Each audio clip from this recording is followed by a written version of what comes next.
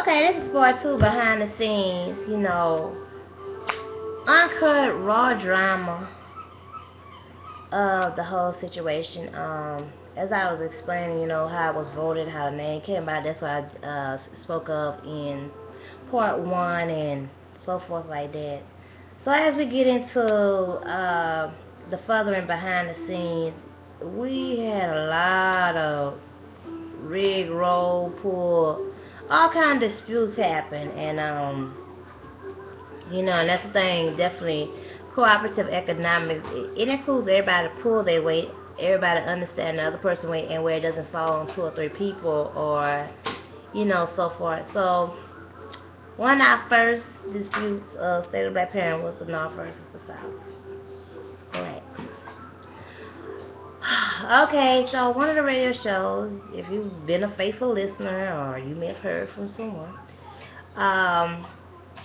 it was where one of the people that was to be on the panel that was from Texas spoke about, you know, with the event, you know, the marketing, something that was really within our group, and the marketing was going to be, I mean, we can't go over the word and try to get everybody all over the word. I mean, economical marketing, you focus on that primary area, and whoever hears within that area and interested, they can be a part of it. But we can't get there due to people cultures, diversity, and market everywhere. You know what I'm saying? Especially if that's where the event gonna be, and we're gonna have a, you know, the focus was to definitely have everybody from around the country, including the world, to be there, and we, you know, that was the focus, the drawing.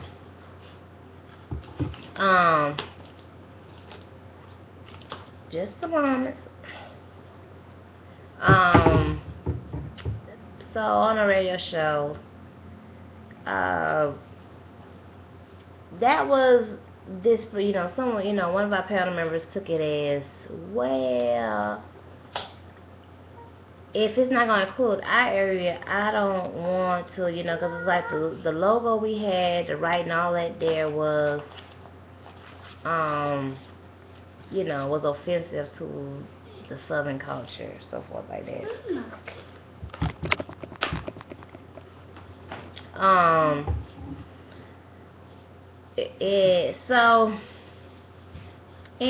So a comment was made to me that, okay, well, you're only able to do this here because, you know, you're in the New York market. You know, and I couldn't have much response to that, because would it be worth disputing or entertaining or whatever to that?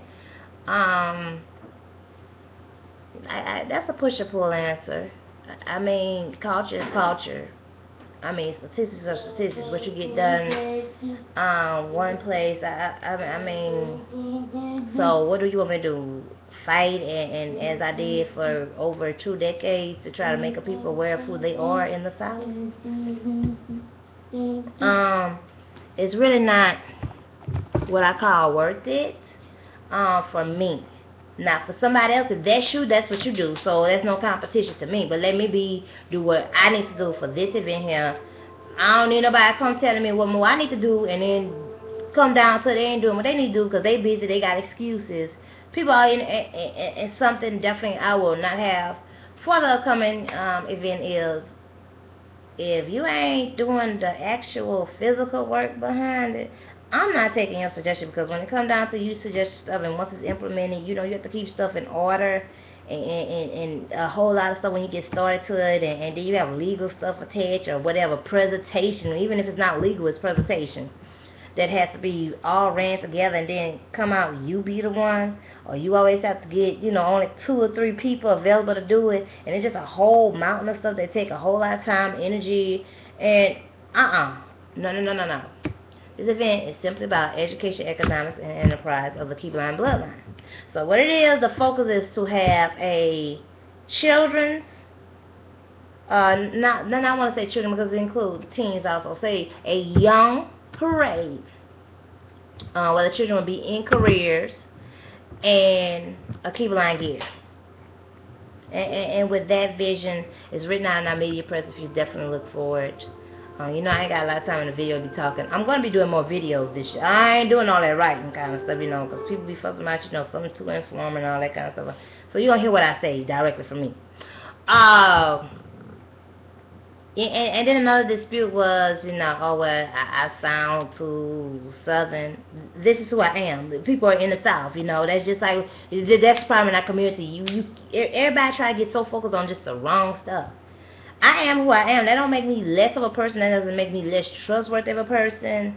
I am for where I'm from. Okay, now that don't mean, you know, I keep myself unclean. I don't know how to read or whatever like that. I may not read to your understanding or think to your beliefs, but let me be me, because I live my life. And so don't come, oh, well, you know, about what's immature, what's professional. This is where I come from. And so let me be me. So, you know, we go over into the next phase of the various people.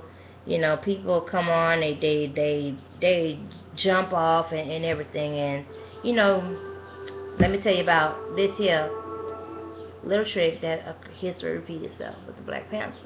Thing is, we didn't even get ourselves off the ground. We just grass, really. Planting seeds with this here. Had this one panel member that's an event planner. And I definitely will reveal the name in the next video, okay? Hard worker, you know, definitely understood it's on recordings. Everything email, contact, understood the invite from the beginning. Everybody understood this was portfolio credits. Person that was all available, blooming. The person that also like was like a rush. Oh, well, this needs to be done. I'm doing this, and this needs to be done. I would definitely tell you about this here in the next story, where this ended up. So I'm like, okay, this is a person I got to really hold points with, because, you know, okay, they're coming with production, they're available to the meetings. They really want this event to happen, and their goal, you know, is speaking with them, interviewing them, seeing what they, you know, definitely, you know, everybody that has been a panel person that had a business, I have done my share of promoting with them. It wasn't like, oh, you came and you get your portfolio credits or whatever at the end. So they, with another member that was, you know, was a lead, you know, with Maurice being under Legacy of a Nation, they got their radio show because they interviewed them before time on another radio station that they had. And so the time got extended 3 hours, and so their interest was mainly on women issues. And it was the event planner. So, you know, they were speaking about, yeah, they want this call center, where you can call the call center and you get whatever service you need. You know, if your florist counts out, if your photographer counts out, the person that needs to make your cake, something happened with them, you know, right then and there, you can have it within 24 hours.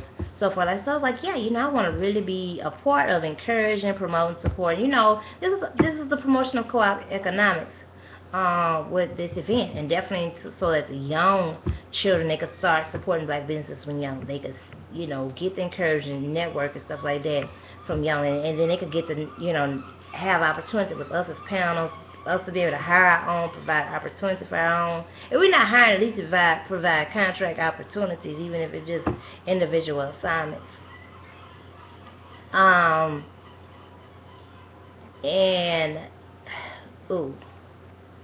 The way that turned up, I will discuss in part 3, so you definitely will have to tune in behind the scenes of that. What else occurred on, you know, we had some friendships that really got neck with each other. You know, as being the founder, I definitely want this event to go as smooth, best as possible. I already, then, you know, in my own perimeter, making sure things go smooth and stuff like that. People don't understand that sometimes, that you have your own thing. Then this was all in the midst of the Trayvon verdict also, and that definitely, that hurt me.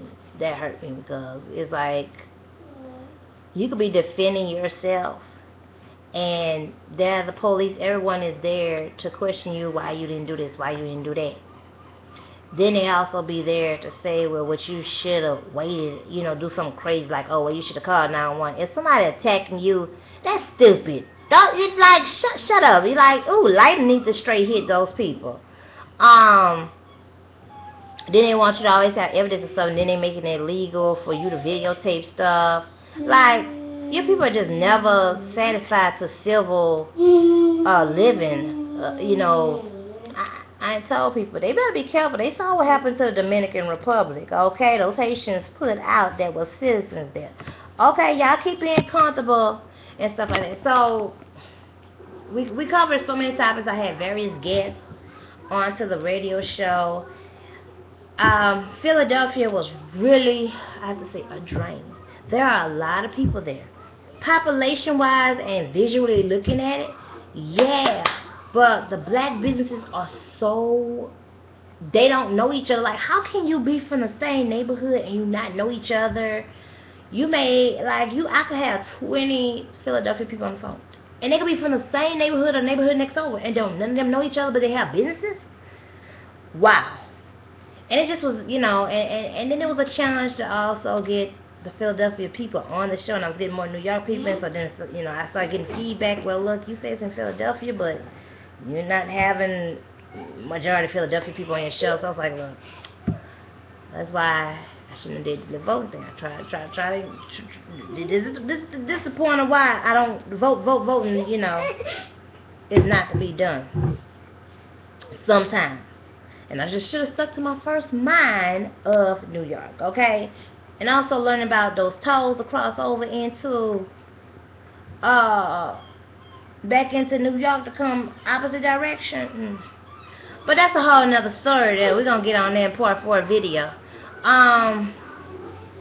But tune in to part 3.